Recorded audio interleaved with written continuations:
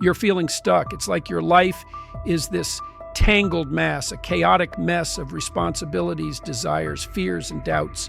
You look around, and the world is full of people who seem to have it all figured out. They move with purpose, while you are just trying to understand which direction to take.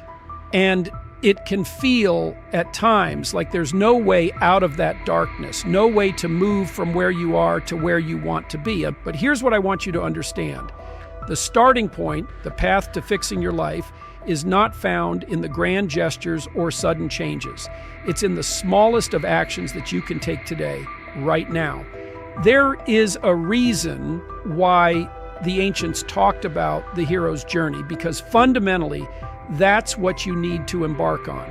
It's a journey that starts with responsibility, and responsibility is the gateway to meaning. Clean your room. This is not just a cliche. Cleaning your room is a profound symbolic act that signifies the beginning of order. Your room represents the state of your mind, and when it is in disarray, you have an external manifestation of the chaos within. The very first step is to impose a small amount of order on your immediate surroundings. By doing that, you begin to understand that you have agency. You have the capacity to create order out of chaos. Without an aim, you are lost. You need to understand that you must choose a direction, no matter how imperfect that direction might be. Pick something, anything that you genuinely think is better than where you are now. You don't need to know the final destination. You only need to know the next best step. What is the thing in your life that you know in your heart you should be doing, but have been avoiding? If it's your career, maybe you need to get out of bed earlier, start working harder, acquire a new skill. If it's love, maybe you need to put yourself out there, even if it scares you. Learn how to communicate better, be more present. If it's about meaning, maybe you need to find something larger than yourself to serve, something you can dedicate your efforts towards. That aim will act like a North Star, something to guide you. And remember, if the aim is incorrect, you can adjust it. But you need to have an aim to adjust in the first place. And here's the thing. You are not going to improve your life without paying a price. Suffering is inevitable. But there are two types. The suffering that comes from trying to build something meaningful, and the suffering that comes from avoiding that responsibility. When you take on voluntary suffering, that is, when you willingly engage with the challenges of life, you find that you can bear it. And more importantly, it brings you purpose. Consider this. You are going to have to endure difficulties no matter what. Life has a way of presenting you with challenges that are beyond your control. But when you face them head on, you're no longer a victim of circumstances. You become someone who chooses to take responsibility. The world becomes a less terrifying place when you're willing to face it and do what's necessary, even if it's hard. One of the reasons you may feel stuck is that you've been avoiding the truth, especially the truth about yourself. It's hard to admit that you're lazy or scared or filled with resentment. But if you lie to yourself, you cannot see the world clearly. And if you can't see the world clearly, you can't fix your life. Speaking the truth, even to yourself, can be frightening because it means facing your flaws. It means accepting that you are not all you could be, that there is more that you should do. And the truth, difficult as it is, will start to untangle the knots within you. You need to pay attention to what bothers you, what makes you ashamed, what makes you proud, and be honest about these feelings. There is no growth without honesty. We tend to look at our lives and focus on the mountain of tasks we must overcome to be happy, to be successful, to be loved. But the truth is, it is the small daily disciplines that determine who you become. You don't fix your life in one big leap. You fix your life by making small improvements every day. Make your bed, get up on time, eat better, treat people with a bit more kindness. Every one of these actions contributes to building you into a stronger person. And a stronger person is one who can handle more complexity, more responsibility, and ultimately more meaning. Think of the people you admire, or even historical figures who inspire you. What makes them heroic? It's not that they had easy lives. It's that they took what life threw at them and decided to make something good out of it. You too have that potential within you. You are the hero of your own story. You have the ability to move towards the unknown, to confront what terrifies you, and to bring something good out of it. This is your opportunity to step up and become someone who matters, not just to others, but to yourself. You're capable of more than you think, but you need to start acting in a way that justifies that belief. If you are looking for love, here's the thing. You need to focus on what you can give, not on what you can get. The reason many people struggle in relationships is that they focus on what the other person can provide for them. But real love is built on the idea that you are willing to carry the burden of the other person, to share their struggles, and to support their growth. Love isn't something you find, it's something you nurture. It's in the sacrifice, in the day-to-day attentiveness, and in the willingness to truly see and appreciate another person. If you're struggling to find love, maybe start with becoming someone who can give it. You need to understand that the best way to find meaning is to aim for the highest good you can conceptualize. This means being the best version of yourself for your family, for your friends, for your community. It means not being selfish, not succumbing to anger or bitterness, but instead choosing to make life a little bit better for everyone around you. When you aim for the highest possible good, your life becomes meaningful. You might feel overwhelmed by the challenges ahead, but remember this: the journey of 1,000 miles begins with a single step. Start where you are, use what you have, and take that first step today. The universe has a strange way of rewarding those who decide to take responsibility for themselves. You need to decide that you matter, and you do.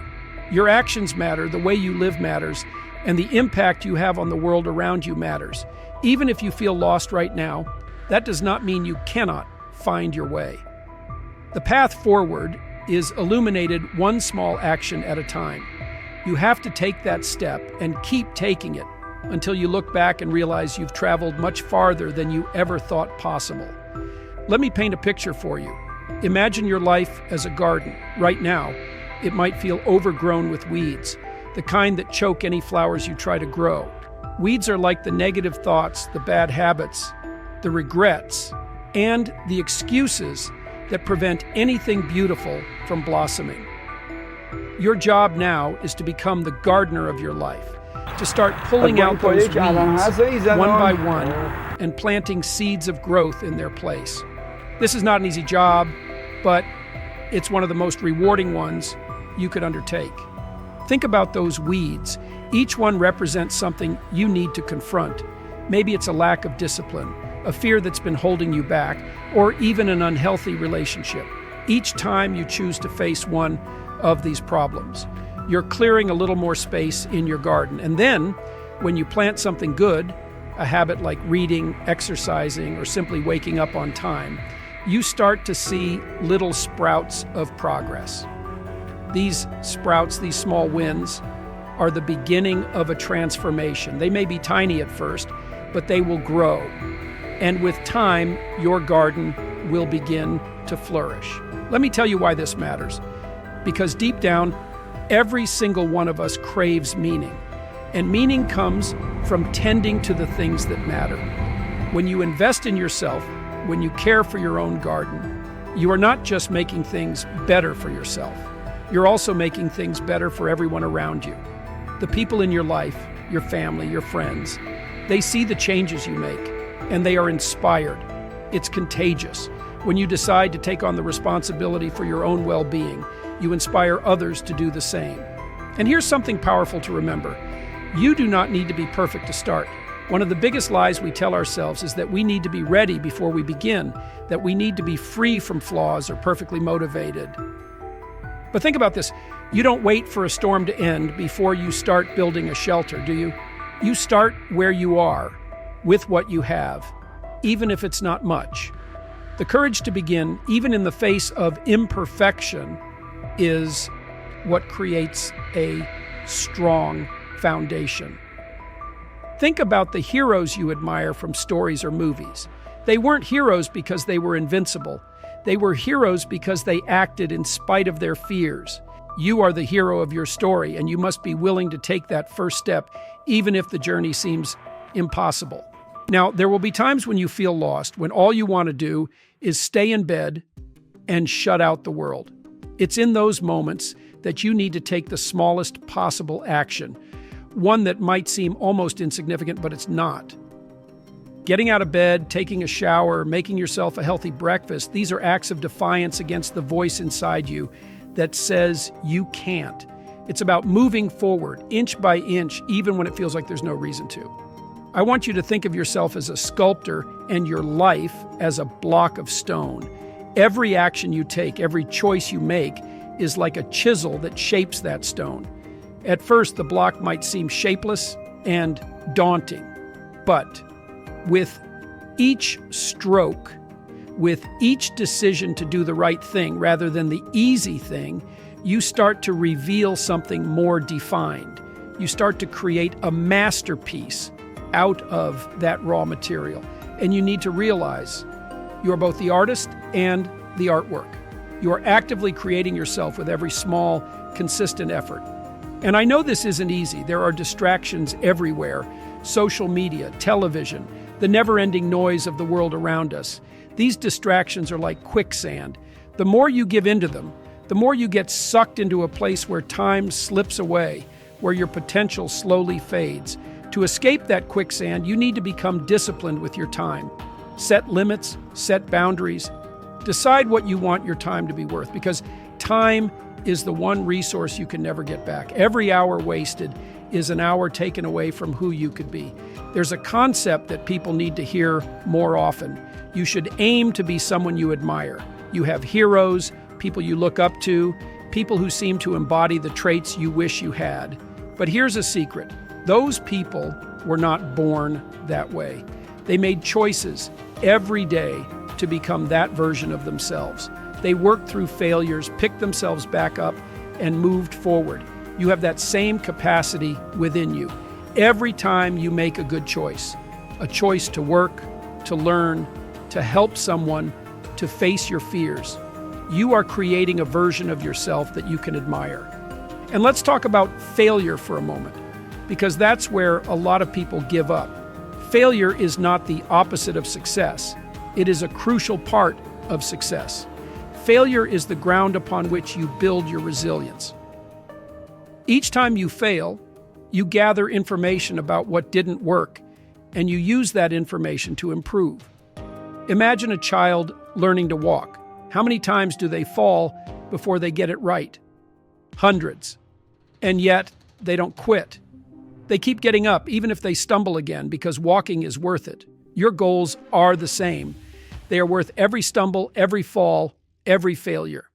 Think of your life as a book, and you're the author. Right now, you might be in a difficult chapter. Maybe it's one of those parts where the hero loses hope, or everything seems to be falling apart. But remember, you control the narrative. You decide where the story goes next. Maybe today is the day when the protagonist decides to turn it around, to fight back, to take charge of their own fate. You have that power. You are not the product of your circumstances. You are the author of your life. And if you're looking for love, remember that you cannot love someone else until you start by respecting and loving yourself. What kind of partner do you want to be? The best relationships aren't about finding someone to complete you. They're about two complete individuals choosing to walk alongside one another, lifting each other up. Start by becoming the kind of person who adds value to someone else's life. Work on your own growth, and you will naturally attract others who value that growth. Make it a habit to care for yourself, not just physically, but mentally and spiritually. Exercise, meditate, read. These are acts of self-respect. When you respect yourself, you begin to see that you are worthy of good things, worthy of love, worthy of success, worthy of happiness. And when you start to believe that, it changes everything. It changes the way you speak to yourself, the way you interact with others, the goals you set for yourself. And understand this, life is not supposed to be easy. It's not supposed to be comfortable all the time. The challenges, the setbacks, the moments that push you to your limits, they are what shape you into a person of strength. One day, you'll look back and realize that those small steps led you to a place far beyond what you once thought possible.